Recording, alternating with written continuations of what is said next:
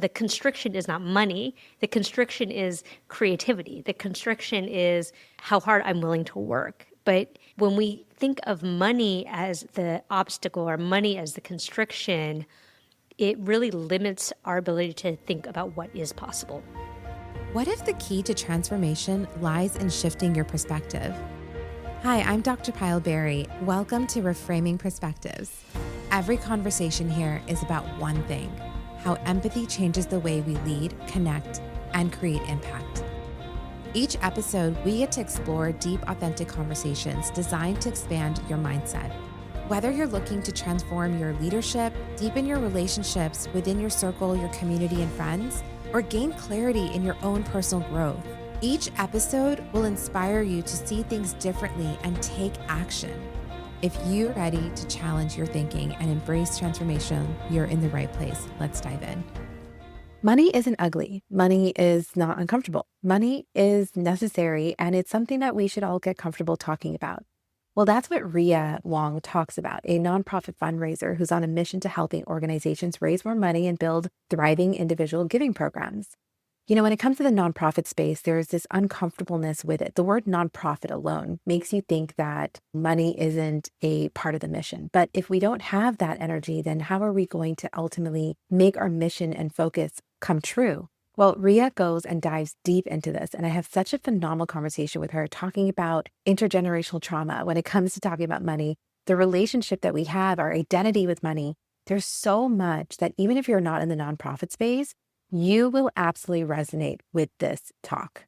Hey, Rhea, how are you? I'm good. How are you, Payal? Good. And so excited to talk to you today. I know everything that's going to come out of your mouth is going to be a mic drop of its own. So That's the cannot pressure. wait. No, I'm glad we were able to do this. And in fact, I remember when we first talked about you even starting a podcast. So it's so exciting that it's finally here. It's in the world. Congratulations. Finally. Yeah. Thank you.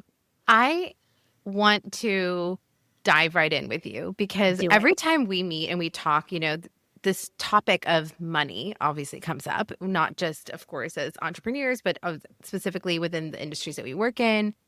And something that just like really shows up, right? When we talk about money, it's like, it's such a sensitive conversation.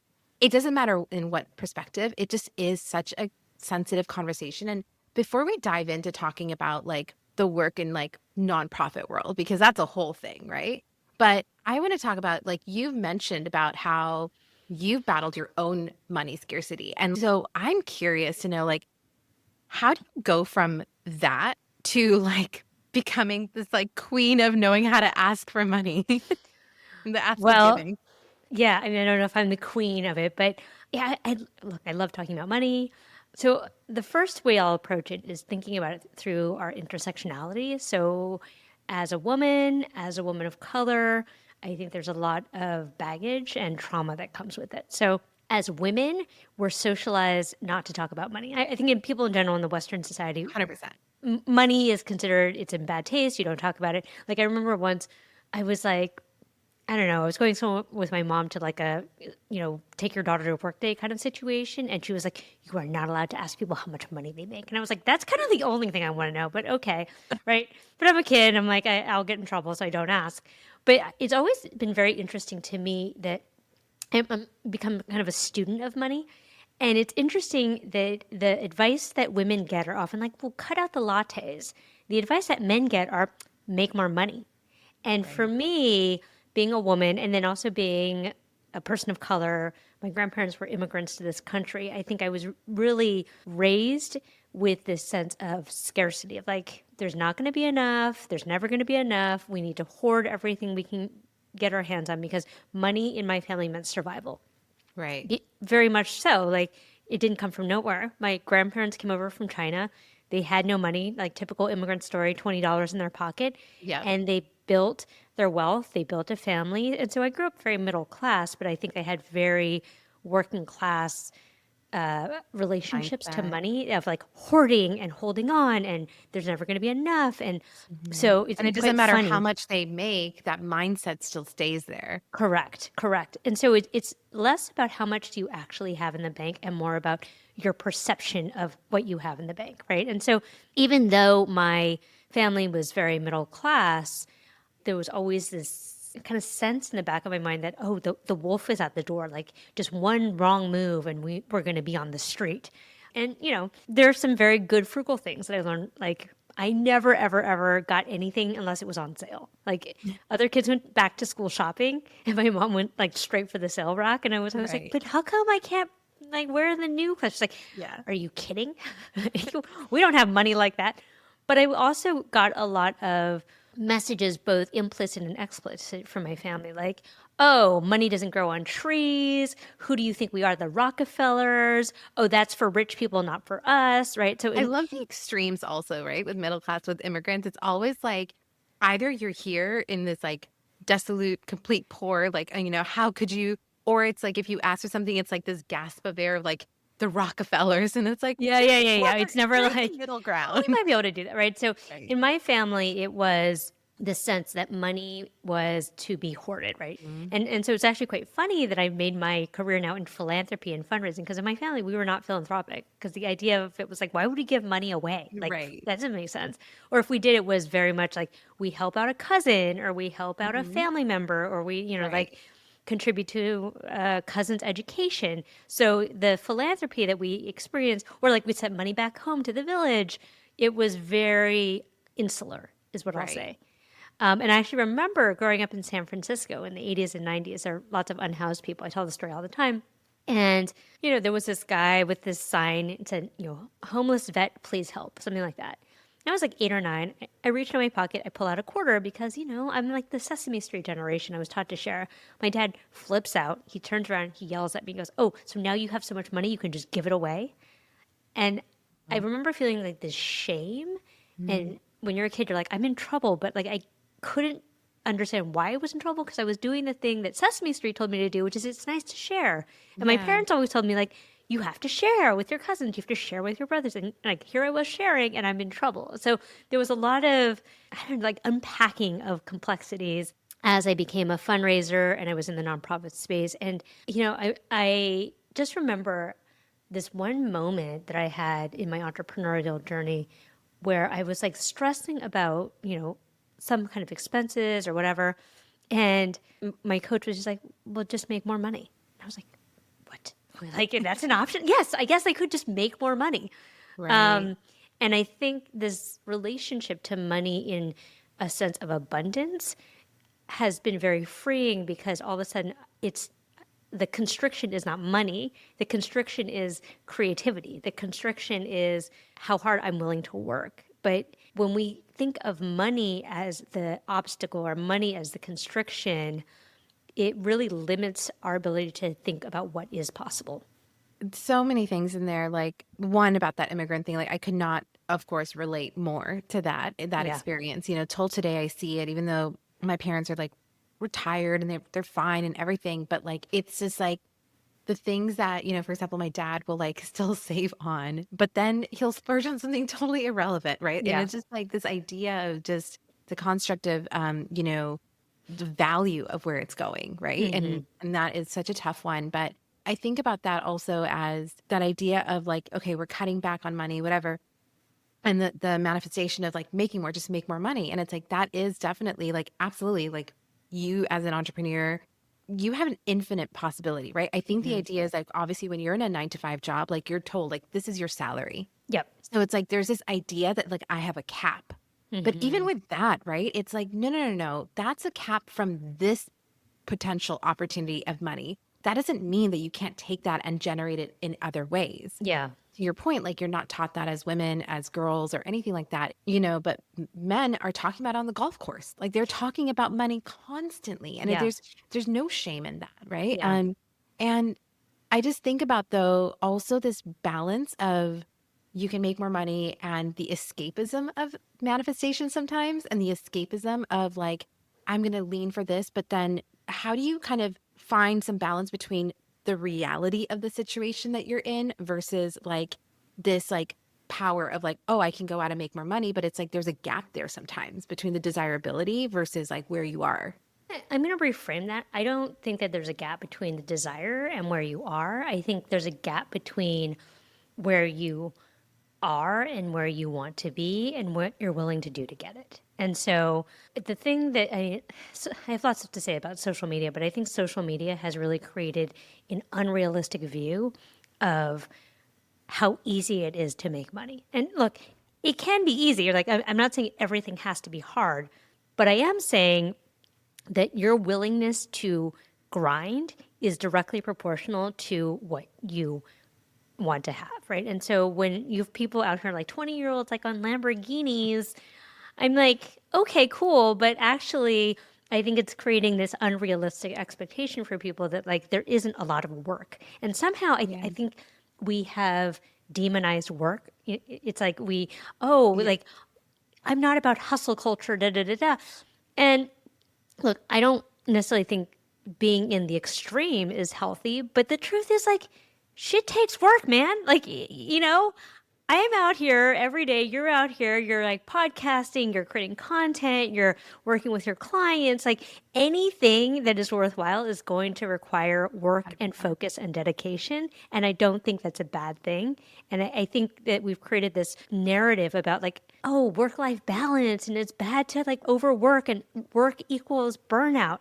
I think work can equal burnout, but work can also equal meaning and purpose.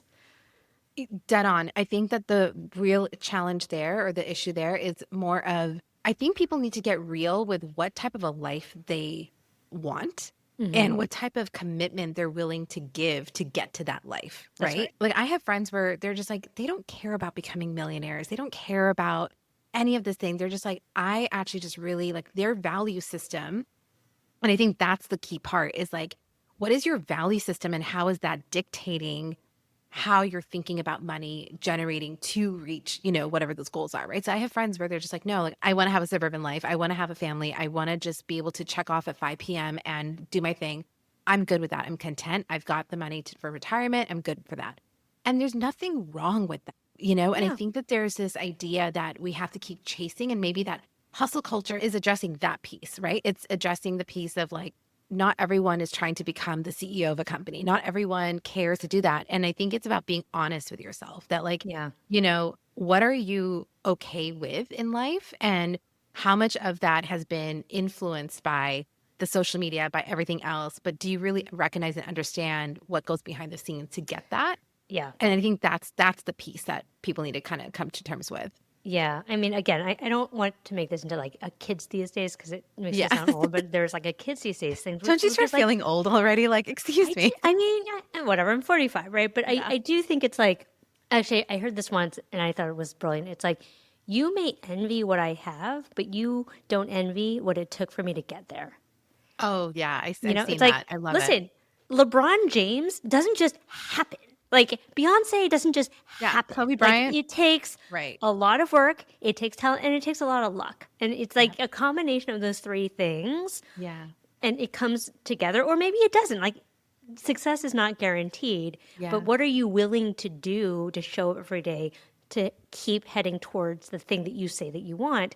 Because I think manifestation without dedication is just a dream. It's like I could sit here all day and dream about being a millionaire, but if I'm not actually doing anything to move me closer to the reality of it, if I'm just like, oh, I'm just like, I did a mood board and I'm just going to like manifest all of the feelings, right? Good luck. I don't know. Maybe that happens for some. Sometimes I hear about people who are like, I manifested this check like showing up in my inbox. I'm like, fantastic. Good for you. I've never had mystery checks show up without me doing anything, but like, vaya con Dios, if that works for you, I'm here for it. Now, on the other hand, I'm like very much of this immigrant mentality of like, if I want something, I got to go dig deep and get it. Now, that being said, the thing that I'm really unlearning, I guess, is this idea of if it's not hard, it doesn't count. And I think that to me is also very much embedded in my immigrant mentality of like, does it always have to be hard? Like maybe it could be easy, right? Yeah. What would that be like? And it almost feels like it doesn't count. Like if I don't suffer a little bit, like I don't really trust it.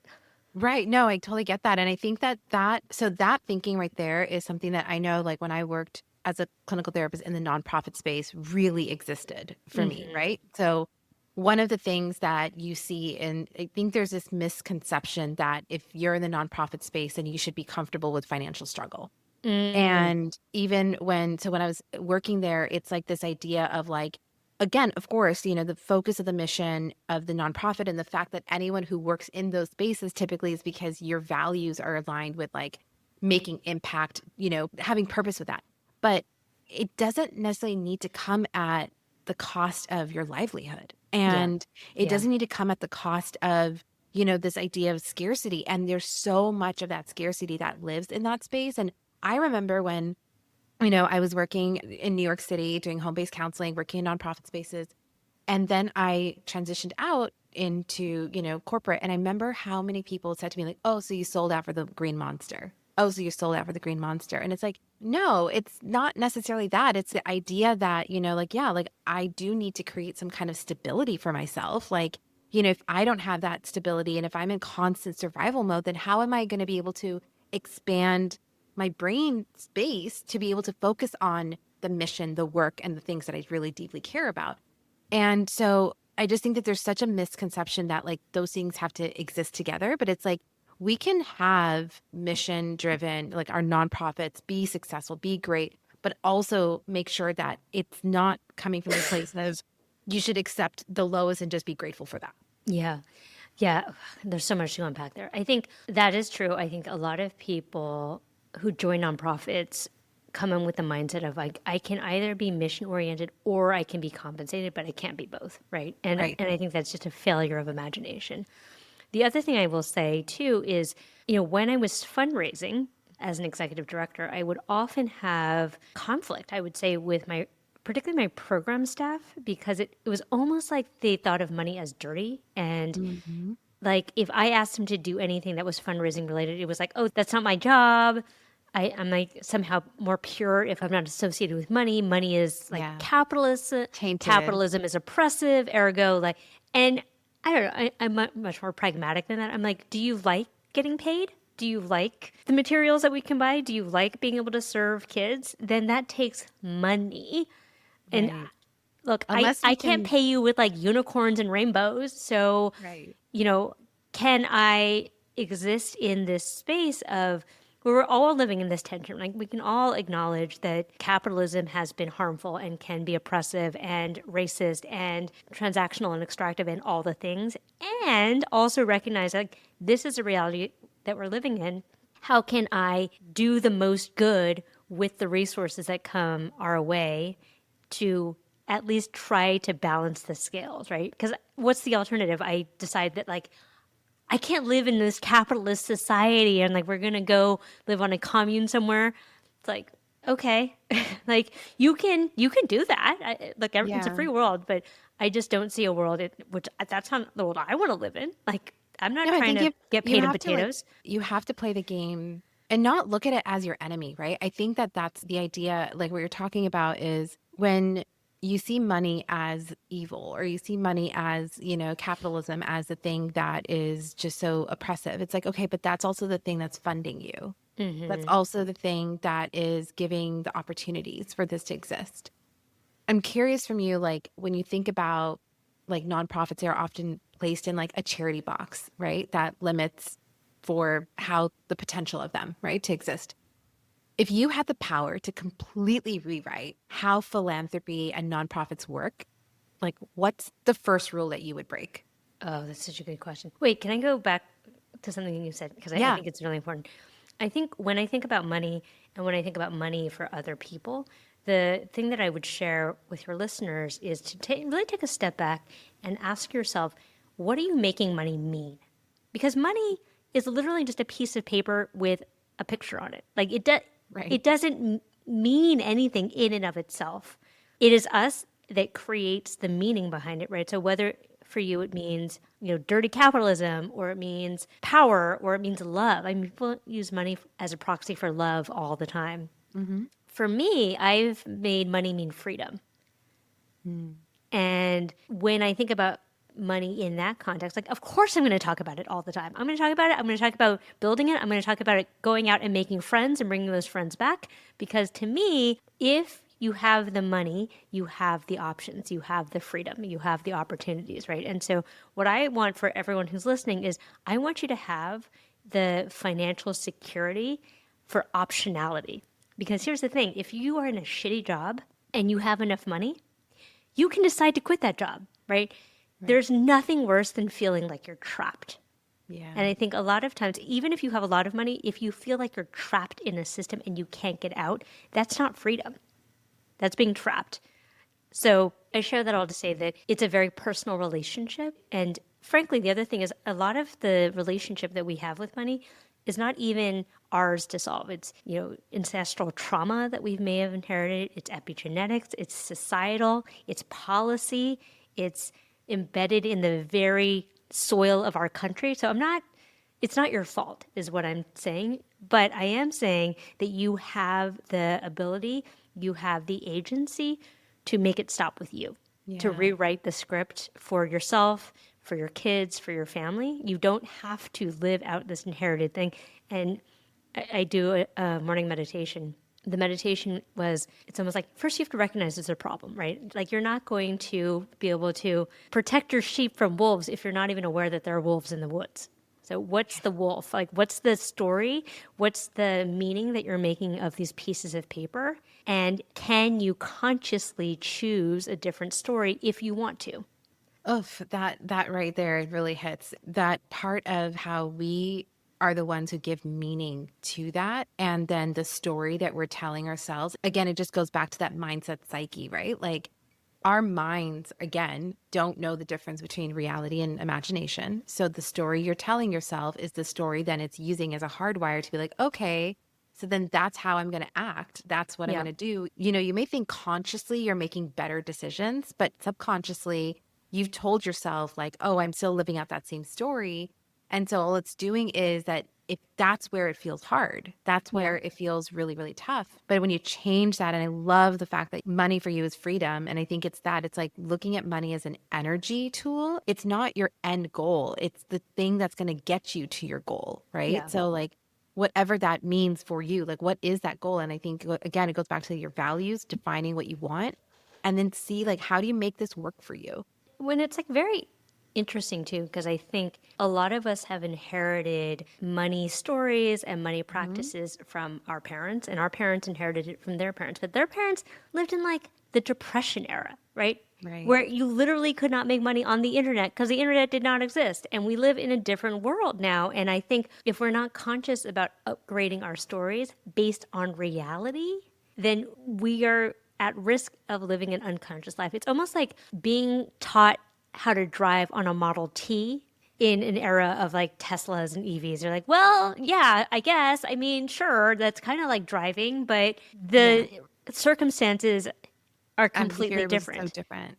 Yeah. And so like, yeah, I recognize like back in the day, maybe it was really hard to make money because it like you didn't have the same kind of opportunities. You didn't have access to education. Like you can go on YouTube right now. I mean, literally, I think you could go on YouTube right now, watch a couple videos and like figure out a business idea to make $1,000 tomorrow.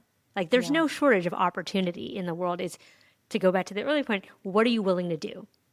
Yeah, absolutely. And it just goes back to, again, like when you see that across all of the different industries, again, it goes back to the person, right? And I think that's the other interesting part is like we blame corporate, we blame capitalism, but it's like, but who made that? People did. And when people are coming into creating systems, they're coming into building those systems based off of their stories.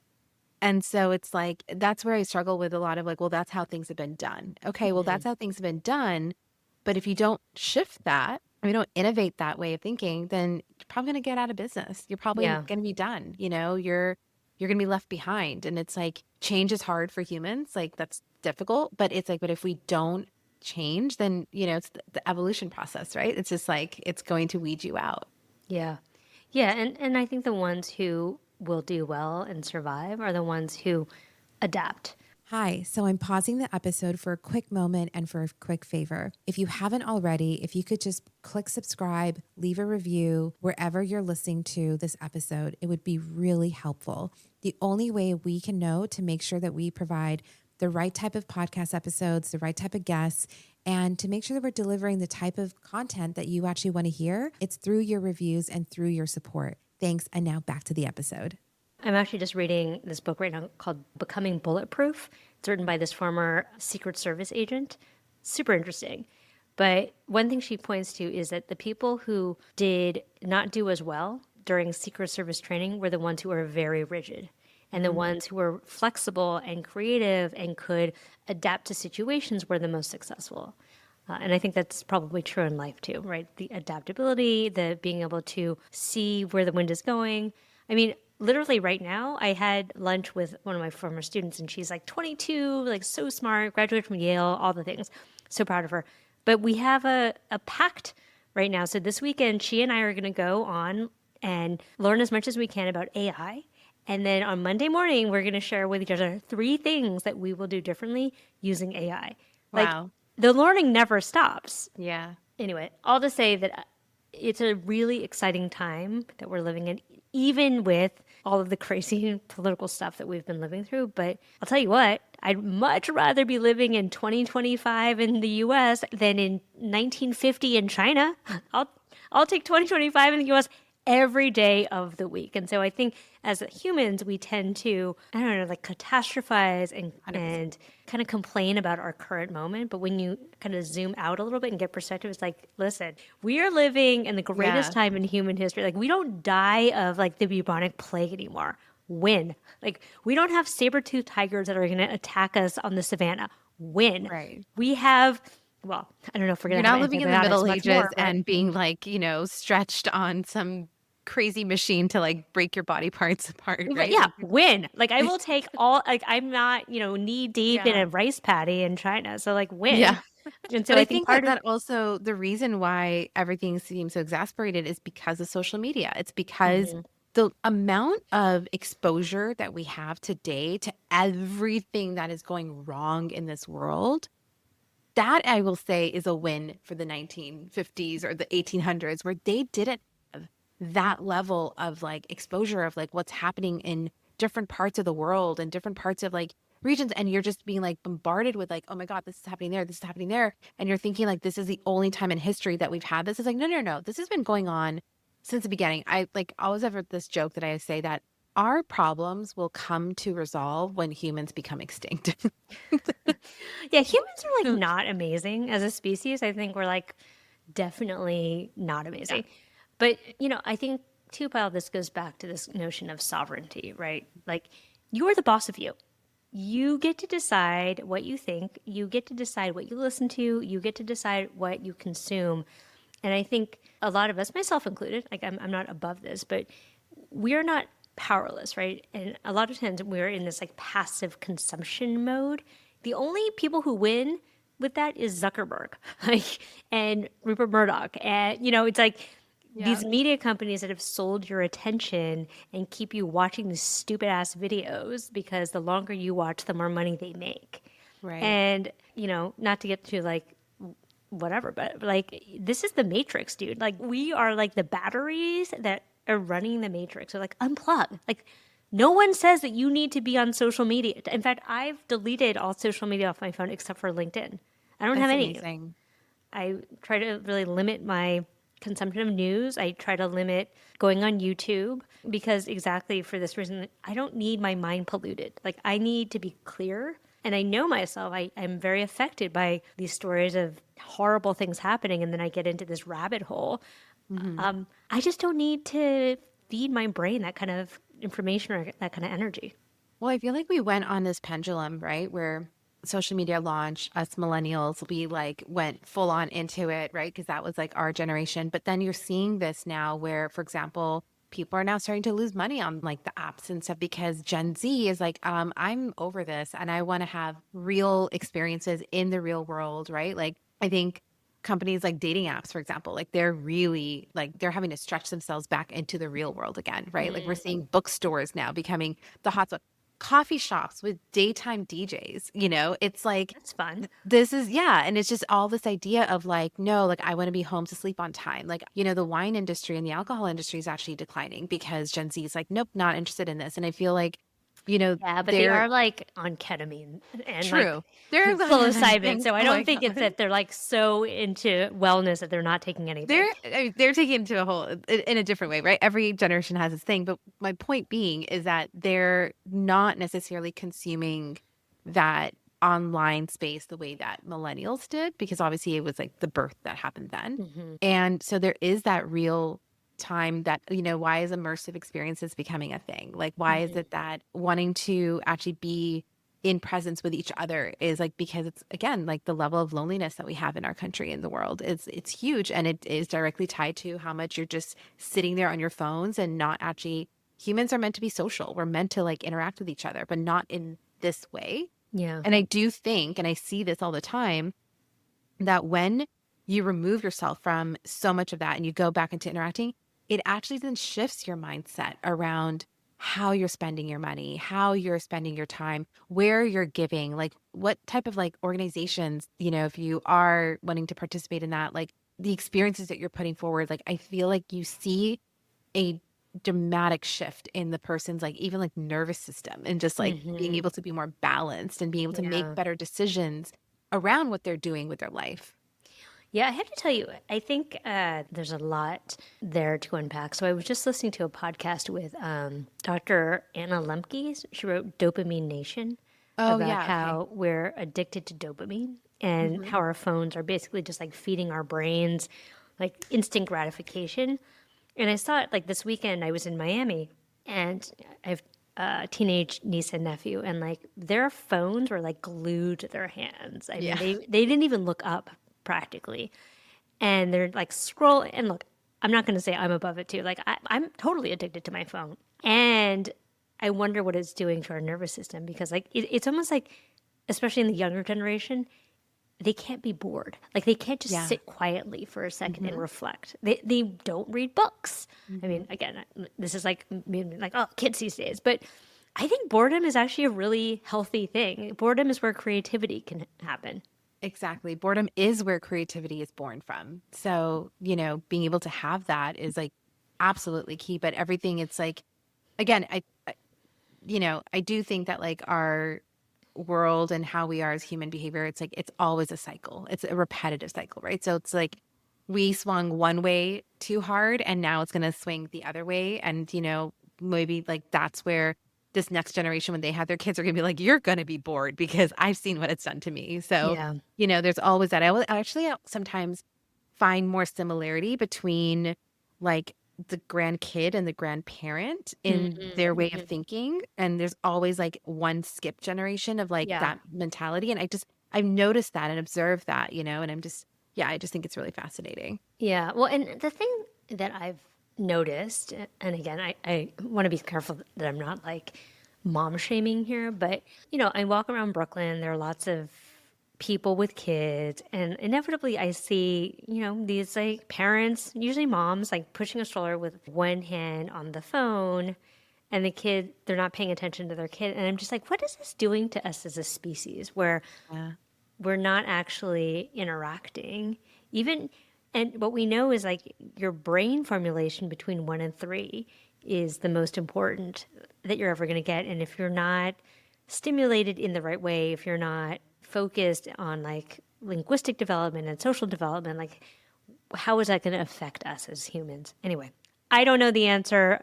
People far smarter than I am have opinions about that. But all to say that I hope you're right. I hope it does swing back the other way. And I think part of it is it starts with you. It starts with your own personal choices. For example, this year I was really compelled by that documentary about buy now. And I'm like, actually, maybe this is the year that I don't buy anything Mm-hmm. other than consumable. Like I'm gonna have to buy toilet paper, obviously, Sure. food, but I don't need Yeah. more clothes. I don't need more stuff. I don't need more lotions and potions in my bathroom that are half finished. Right. So Yeah. can I I think it step goes off back that to that. consumerism? Yeah, I mean, I think it goes back to the, it's not necessarily like minimalistic or whatever. And I think that again, there's that relationship between either it's like you grew up in a home where there's so much hoarding, so you go to that minimalism space, or it's like you grew up in a home where there wasn't enough, so then you go into the like I want everything consumption space. So again, it just like over and over again, it just comes right back to like what was that like, even if money wasn't spoken about at home, but like money was unspoken about like in the way like things moved in your home, and Yeah. so it's like how is that reflected into the way then you're looking at it for the way that you're building your life? Like, and how much are you like shaming yourself for wanting Yeah. more or not? To your point about money and how we talk about it, so I think this is an exercise I do with people when I train them is what did you hear in your family growing up? So, I hear, well, we're not the Rockefellers, whatever. What did I see in my family growing up? So I saw, for example, like my parents roll up to Costco and they buy like the jumbo toilet paper, like we're going to be in pandemic forever. I'm like, we don't literally have enough butts to wipe. Like, what are you doing here? Right. So I Yeah. saw like we must grab what we can when we can.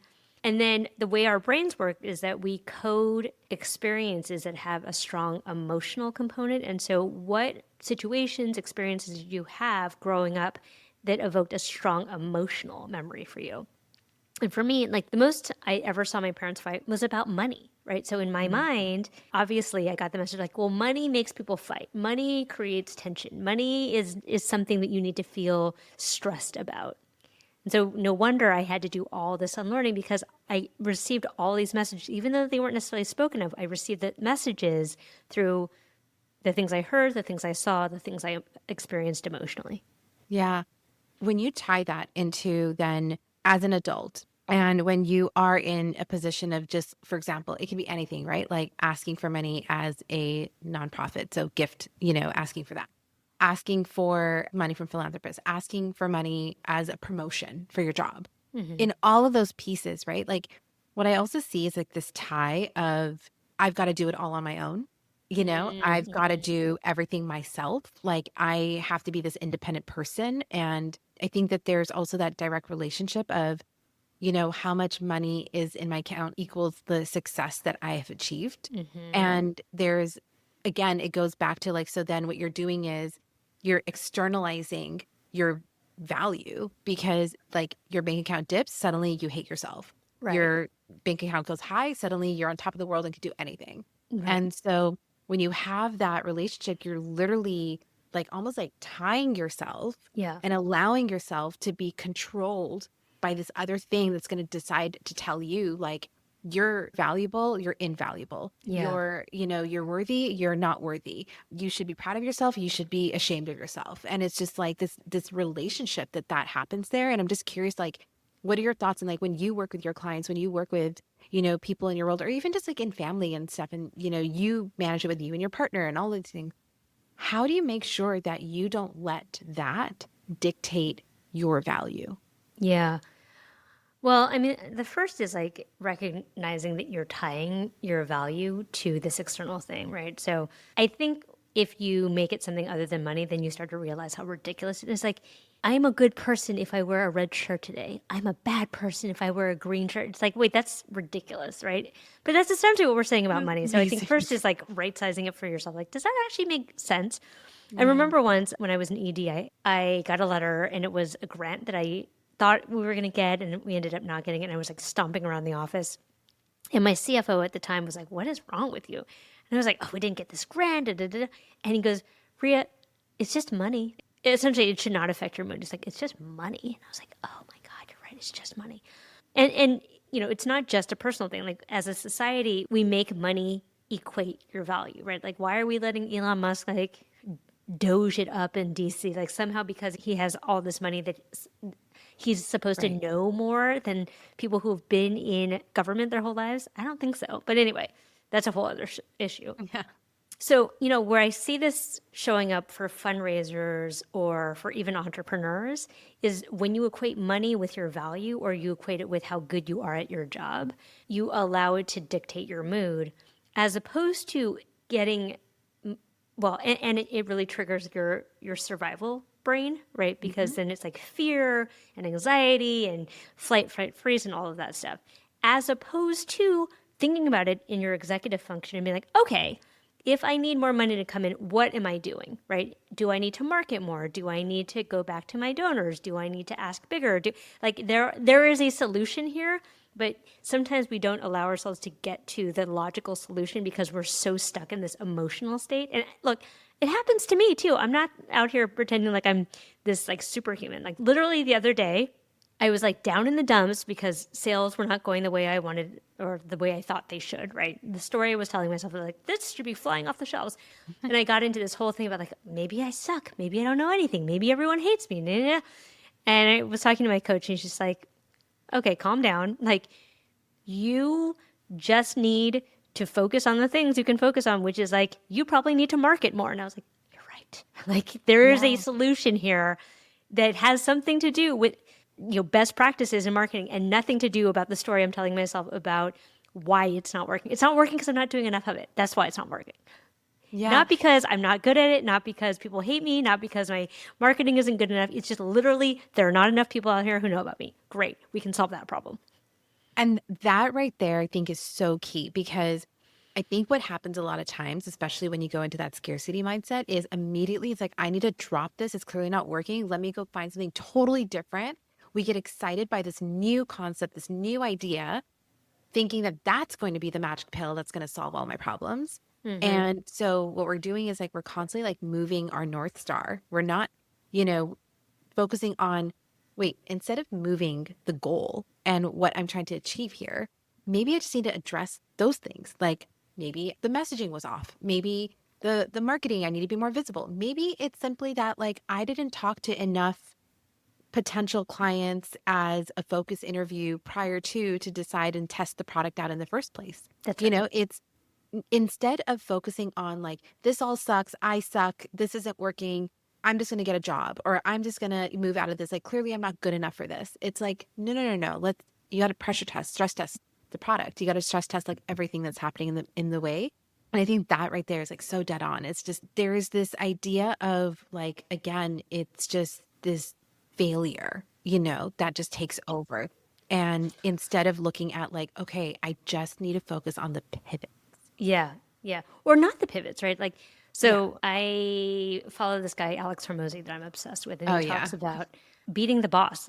Let's pretend that business is just a video game and you need to beat the boss to get to the next level. And instead of thinking about like, how can I beat this boss? Like, how can I improve my marketing? How can I improve my messaging? How can I improve my conversion and my sales or whatever it is? We get distracted by, he calls it the woman in the sexy red dress. Yeah.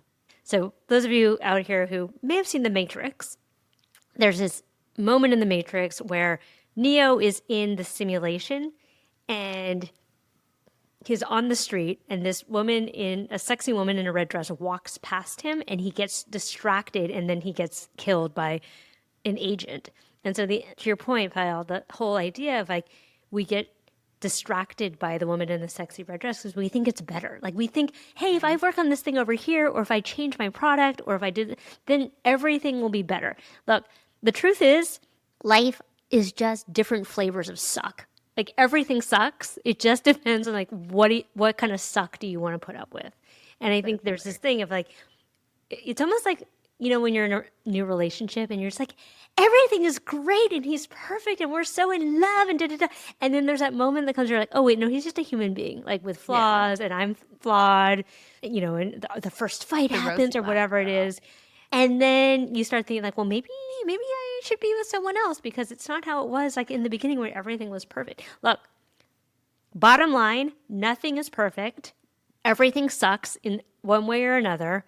Choose the suck that you're willing to put up. Because and the thing, I'll say this too. I think typically women quit too early because we think it should be easier, or we think we're not cut out for it, or we think we have imposter syndrome. Like they're all the things, and often I think we quit before we actually hit that point when we kind of go, what's the word I'm looking for? Catapult. Exponential. Yeah. Growth. Thrive. Yeah, where we really hit the tipping point. Yeah. And I think it's tricky too, because I think there is also such a thing as like you've dedicated your life to the wrong thing. So that there's that too. But generally speaking, I think people quit too early.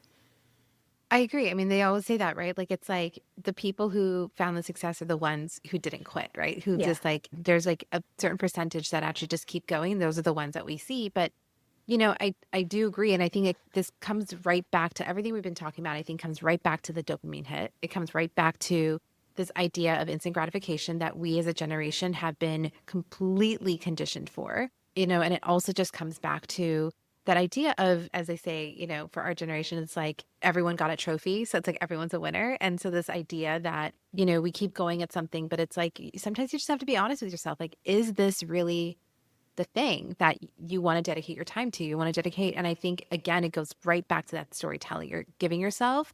Are you trying to live someone else's dream out, or are you like honest about yours? And are you honest about like what you're good at and what you enjoy? And also the other thing is that like not everything that you're good at needs to be turned into something that generates money. You know, True. it's okay to have some things that are just genuinely like a hobby. It's Hmm. genuinely just something you love and you like. Because what happens is that when you convert everything that you love into something that could generate money, suddenly you don't love it as much. Right? Well, and let's take it to the nonprofit sector. I think there are quite a lot of people out there who would have benefited from recognizing that the thing that they wanted to do should not necessarily be a nonprofit. Yeah. So to say Like more about that. maybe you just want to hug the panda bears and like that's okay, but it doesn't necessarily mean that like there is a market for hugging panda bears in the nonprofit space. Yeah. Now, look, I'm not out here also telling the dreamers not to dream, right? Like things happen because of people being unreasonable. So if hugging the panda bears is your lifelong dream, like, all right, vaya con Dios, make it happen, happy for you. Yeah. Recognize that there might be a limited market for that. Because the other thing I see, especially with entrepreneurs, is this feeling like the world owes you something. The Mm. world does not owe you a thing. Nobody cares. You're not going to get a participation trophy for showing up. And stuff that you want in life like can be hard. We can do hard things. It's okay. It's not going to kill us. But expecting everything to be easy, expecting things to be handed to you, expecting that like it's automatically just going to be like so effortless flow and I'm going to make $1 million out of the gate, then like, honey, I got some bad news for you. So how does that translate into the like, I mean, what I'm really hearing is also like work ethic, right? Like, where is that work ethic there? And I know that some people are listening to this, they're going to come back with being like, well, I'm okay with not, wanting to work that hard. And then, okay, then also be okay with the fact that you're going to be within this parameter of the space Yeah, that you exist and totally. live in. And that's fine, right? Like no one's saying that you have to do these things, but to get to what you want. So what does that mean again, if we were to circle back to the nonprofit question of like, if there's like something that you could completely shift and rewrite the whole system in the way that philanthropy and nonprofits work, what would that Yeah. rule break be? What would be that what would be that way that you want to shift the way that gifts are given and how they're perceived and the ones who are asking for it, are showing up to ask for more? Yeah, I mean, so I have this interesting relationship with this notion of asking for more. Because I do think part of it is asking for more, but before you get to the ask, I think there's a question of what value am I creating, right? Because Mhm. if I ask without creating value first, either value for my donor or value for the world or value for my clients, then I'm just being extractive. And so I think part of it is, I mean, and the same is like asking for a raise, right? Like if you roll up into my office and you ask for a raise and you have not demonstrated the value to the company, I'm going to say no. Like what you're asking for is not commensurate with the value that you're bringing. And Mhm. so I think in life, it's reciprocity. It's how do I create value such that it's commensurate with my compensation or the opportunities that I get.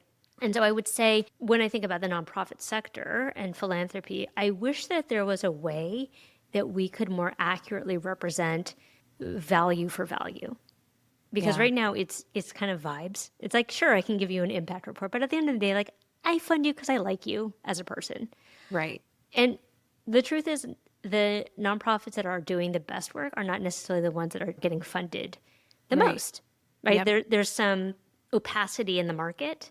Sometimes the ones that get funded the most are the ones that do marketing better. Sometimes Mhm. they just have access to people. Sometimes they have rich friends, like right? Right. Life ain't fair.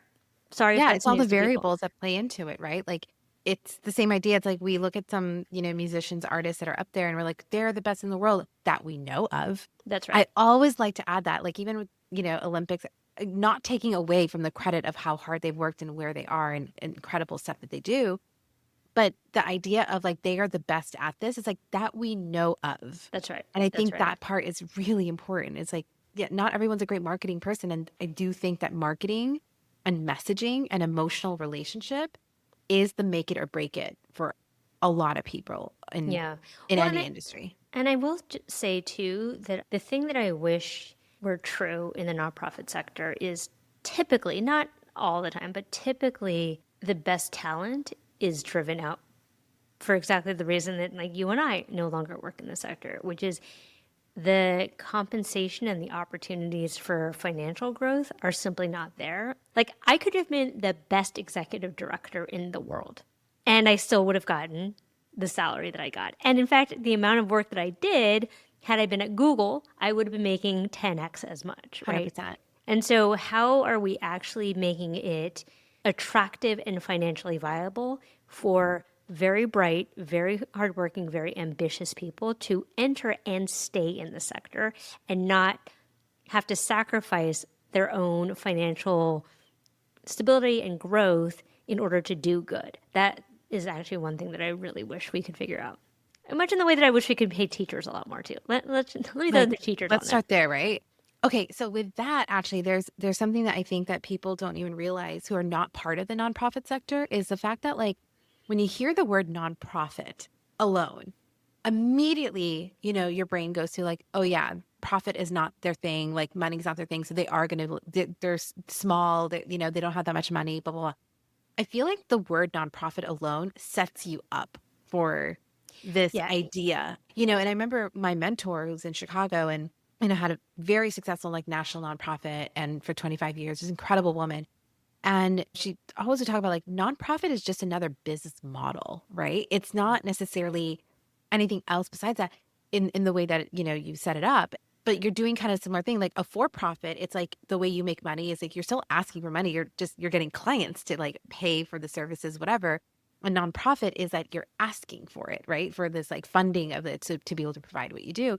But I think that word right there, nonprofit, because when I think about like, for example, when B Corp companies started becoming a thing, right? Like social impact for profit, like, you've got your Warbies and your Toms and all this stuff. Like, it's like they're making money, but they're also doing good in the world. And it's like they show that that can coexist. So I'm just so curious about your thoughts about like the word nonprofit and Oh, how I have that so many shapes. thoughts. So many thoughts, Payal. I mean, I agree. The word itself is we need to change because we're defining something in terms of what it's not as opposed to what it is. Like it would not make sense for me to be like, this is my friend Payal, the not dentist. Like that doesn't make any sense. So I really like using words like, like social enterprise, mission driven, because the thing is, nonprofit is just, it's a tax designation. That's it. That's literally what it is. And yet we've made it mean so much. Right. We've like taken this 501c3 and we've made it mean, well, you must be poor and you must be self-sacrificing and you must, Right. all the So things. it's the meaning that we've given it, right? To Exactly. your point. So I think we need to talk about it differently. And I also think we need to think more expansively about the ways in which we measure our performance. So in the for profit world, it's pretty simple, right? Did we make money? Did we make more money than we spent? Were we profitable? Good. Where in the nonprofit sector, it's a bit harder because we often measure our success in terms of impact. Like, how many kids did we serve? How many Right. whales did we save? How many acres of rainforest, right? And that is a little bit harder to measure in a way that makes sense to people. So I think as a sector, we really do need to get better at storytelling and communications. I think is the bottom line. Yeah. No, so powerful. So I want to leave with like one last final question for you. So if you are thinking now, like with all these conversations that you've had around money and, you talk about it every day and you teach your clients about it, help them raise millions of dollars to be able to fund their organizations, et cetera, et cetera. What is that one reframe in the future of fundraising that you want people to start to really embrace? There's more than enough out there. You just need to find it. So I ask my students, my clients, to imagine that there's a pile of money in the world with your name on it. You just have to figure out which door to open. And I think if you operate in that sense of like, it's out there, I just need to find it, versus it's not out there, it's not for me, I'm never going to get it, it changes your whole vibe. I'll just say, I talk about this a lot when I was single, this many years ago. I went through these periods, and this is like pre-dating app. I went through periods where like I couldn't catch a date to save my life, right? Dry periods.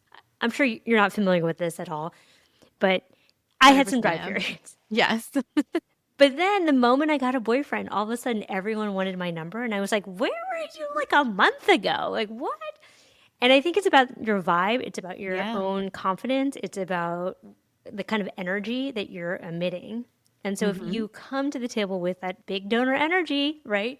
And you're just like, I got it like this. I know there's a pile of money. I just need to find it. You carry yourself differently. The energy is different. The kinds of conversations that you have are different. And so I would just talk to your audience about how can you create this feeling within you so that it manifests externally. Amazing. Rhea, so much fun talking to you and just So diving into fun. everything. And I love the rawness. I love the realness. I think that everyone's going to benefit from like literally having to think differently about, your story, things you're telling yourself, and just about like how you're approaching. I think the gold mine here is just like how much meaning you're giving to things and, changing the way that you're giving meaning to that. And that can literally be a game changer for the way that you're living your life. Yeah, I mean, I would suggest to everybody that you just write on a little post-it, what am I making this mean? And ask yourself this throughout the day. What am I making this mean, right? Someone cuts me off in traffic, instead of getting pissed off, what am I making this mean? I'm making this mean like that's a terrible person I could also make it mean like maybe he didn't see me, or maybe he's just having a bad day, or like, I don't know, maybe he like is just a bad driver. Like, I don't know. Our lives are directly tied to the meaning that we give things that may mean nothing at all or may mean something. Yeah. Amazing. Thank you so much, Rhea. Thank you, Payal. This is so fun. This Appreciate is so you. much fun. All right. Bye. Bye. I really hope that you enjoy this episode. And I just have one favor to ask you. If you could just make sure to hit that subscribe button, leave a rating and review, it's going to help us tremendously to make sure that we reach as many people as possible that you think should be listening to our episodes. I'll see you next week for another episode. And thank you so much for leaving that one review, that one subscription, and sharing this with your